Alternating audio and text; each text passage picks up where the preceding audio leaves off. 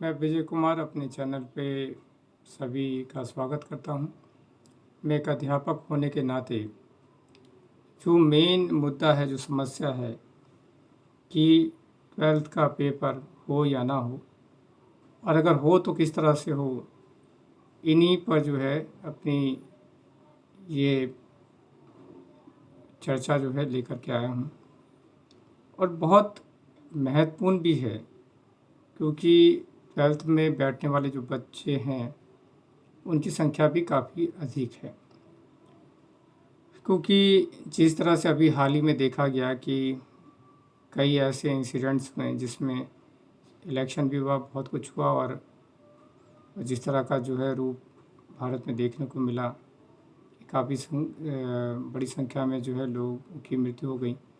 इसमें ना केवल जो है ज़्यादा उम्र के लोग थे, बल्कि यंग्स भी काफ़ी ज़्यादा इसका शिकार हुए, कोरोना का। तो हमें ये सबसे ज़्यादा जो है महत्वपूर्ण हो कि ये जब कोरोना की जो समस्या चली आ रही है, जिसके अंदर एक भय का वातावरण है, और ऐसे में बच्चों के बोर्ड एग्ज़ाम कराना ज़्यादा हो सकता है कि खतरनाक हो जाए, या सिचुएशन या कंडीशन बहुत ज़्यादा बुरी हालत में पहुंच जाए। तो क्योंकि अगर हम देखें तो ऐसे में हम 3 समस्याओं का बहुत ज़्यादा अधिक मात्रा में सामना करते हैं। सबसे पहले कि परीक्षा हो या ना हो, क्योंकि इस पे हम एक बार डिस्कशन करेंगे। और दूसरा, अगर परीक्षा होता है तो उसका पैटर्न क्या होना चाहिए।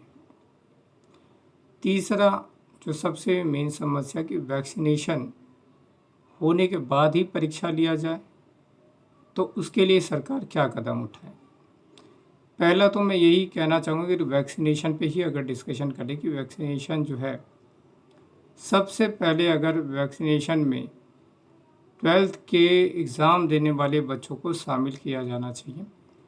सरकार को एक प्लान या टारगेट के अकॉर्डिंग 12th के बच्चों को वैक्सीनेशन कर देना चाहिए, क्योंकि अधिकतर जो 12th के स्टूडेंट होते हैं 17 या 18 के करीब के होते हैं।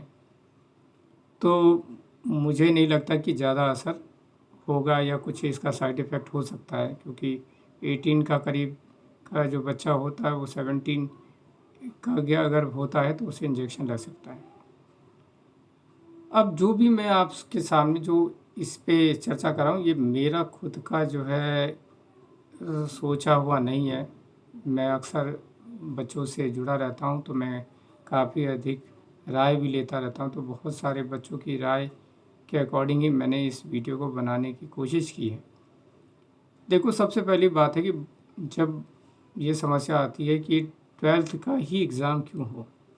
10th का जब रद्द कर दिया गया या कैंसिल कर दिया गया, तो 12th का भी ऐसा होना चाहिए। लेकिन मुख्य जो मुद्दा है, जो मेन समस्या ये आती है कि 12th के मार्क्स का या परसेंटेज का बहुत ही ज़रूरी माना जाता है। और ये ज़रूरी इसलिए हो जाता है क्योंकि आपको अगर कहीं एडमिशन लेना हो, क्योंकि जब 12th करते हैं तो कॉलेज लेवल पे भी सीट्स बहुत लिमिटेड होती हैं।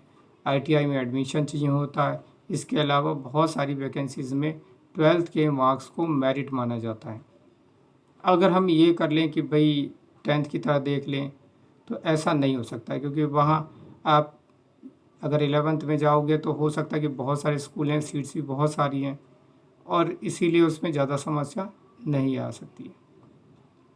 बहुत सारे बच्चे ये भी कहते हैं कि सर पेपर होना चाहिए, क्योंकि हमने अपनी पढ़ाई इस हिसाब से कर ली है। और कुछ बच्चे ये कहते हैं कि नहीं सर, मेरे को नहीं लगता कि पढ़ाई उतनी बेहतर हुई है, इसलिए परीक्षा ना हो, पिछले या कुछ भी देख करके नंबर दे दिया जाए। लेकिन 11th में भी अगर देखा जाए, जो अगर आपने एग्ज़ाम दिया होगा तो ज़्यादा, क्योंकि उस समय भी समस्या चली आ रही है, तो किन चीज़ों को बेसिक माना जाए। अगर किसी बच्चे के साथ नाइंसाफ़ी हो जाती है, तो वो नाइंसाफ़ी पूरे जीवन भर के लिए उसके साथ चलेगी, तो वो साल तो ख़राब होगा। इसीलिए जो है मेन समस्या पर अगर हम डिस्कशन करें कि होना क्या चाहिए, तो परीक्षा हो, लेकिन किस तरह से हो, अब पैटर्न पे आते हैं। पैटर्न क्योंकि काफ़ी सुनने में आ रहा है कि ऑब्जेक्टिव टाइप्स, क्योंकि मैंने 10 दिन 15 दिन पहले ये बात सोची थी और इस पे वीडियो बनाने को सोच रहा था कि ऑब्जेक्टिव टाइप पे बात करूं, लेकिन मैंने इस पे डिस्कशन किया जब 12th क्लास की स्टूडेंट से, तो एक राय मिली कि सर जब ऑब्जेक्टिव टाइप पेपर्स होते हैं तो उसमें डाउट्स बहुत ज़्यादा होते हैं, क्योंकि हम अच्छी तरह से जानते हैं कि एसएससी या यूपीएससी के जब बच्चे एग्ज़ाम देते हैं तो वो पहले प्रैक्टिस करते हैं, ट्रेनिंग पाते हैं, तब जाकर करते हैं।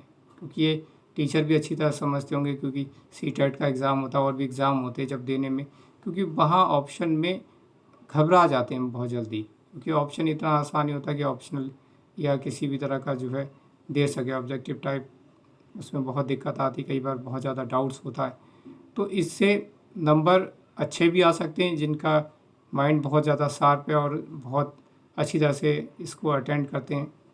लेकिन बहुत सारे बच्चे जो हैं वो कंफ्यूज हो सकते हैं इसमें, इसीलिए जो है पैटर्न पे ये भी राय आई कि अगर रिटन एग्ज़ाम हो, लेकिन रिटन एग्ज़ाम होगा तो बहुत सारी समस्या आएंगी, फिर टीचर्स के लिए भी ये जाएगी कॉपी चेक होने, क्योंकि ऑब्जेक्टिव टाइप्स अगर हम एसएससी यूपीएससी की तरह लेते हैं तो ये चेक भी आसानी से हो सकता है।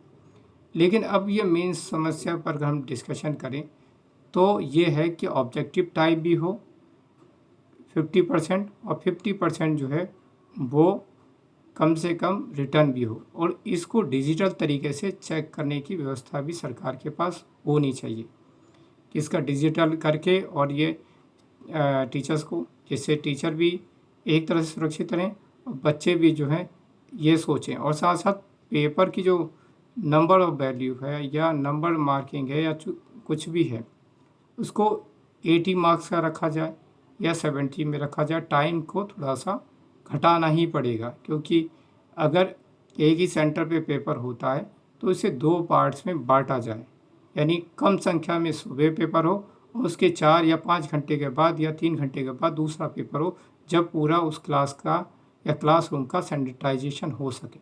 तो इस तरह से हम पेपर ले सकते हैं और इससे सेफ और सुरक्षित भी रहेगा। लेकिन अब समस्या ये भी है कि बहुत सारे बच्चे, क्योंकि बहुत सारे बच्चों के घर में जो है किसी न किसी फैमिली पर्सन या किसी की जो है डेथ का सामना भी करना पड़ा है, ऐसे में उनके ऊपर भी साइकोलॉजिकल जो है भार बहुत ज़्यादा है, इसीलिए यहाँ पर बहुत सारी कन्फ्यूजन क्रिएट एक साथ हो रही है। तो अब ये सरकार या एक्सपर्टीज़ की राय भी हो सकता है कि ली जाए और बच्चों की भी राय ली जाए, और उसके अकॉर्डिंग जो है उन बच्चों से भी राय ली जाए जिनके घर में कुछ ना कुछ घटनाएं घटी है, क्या वो पेपर देने के लिए रेडी हैं या नहीं है। अगर वो उनसे राय लिया जाए जिनके घर में घटनाएं घटी हैं, ये सरकार की ड्यूटी बनती है।